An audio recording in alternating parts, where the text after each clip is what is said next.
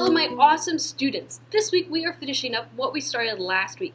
So last week we were introduced to a new artist named Roy Litchenstein, and he was inspired by something called pop culture. Do you remember what pop culture is?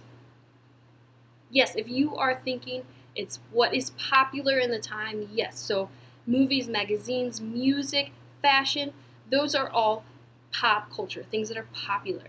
For him, when he was alive, it was comics, so either comics in the book or comics in the newspaper.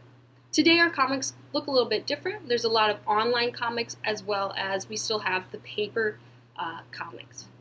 Last week, you should have began your project. You should have either thought about the story you wanted or you drew half of it and you're ready to finish it all up this week. Here are some examples of mystery artists that submitted their progress comics in last week. Here they are. As you can tell, these students, which are your peers, so they either go to your school or even in your class, they were inspired by either their own style or somebody else's style, which are both great options. Some of these look more well done, and some of these maybe need some more practice, but these are all great examples of what the first week of your comic should look. If you remember last week I showed you mine, I'll show you mine again. Here it is. Hello, my name is Bert. I'm scared of birds and dogs and fish and people, but not food. The end. So remember, your comic, it can be this silly, this small, or you could do a whole page, but you need a beginning, you need an end, and you need a middle.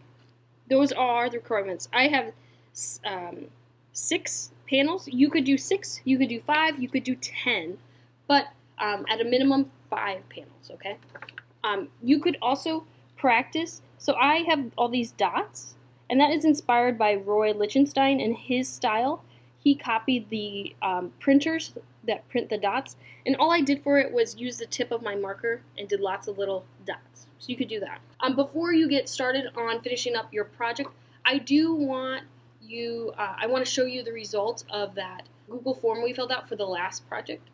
42 of you filled out the form, and most of you answered that you did like the choice. You liked having the option and the freedom to come up with your own project.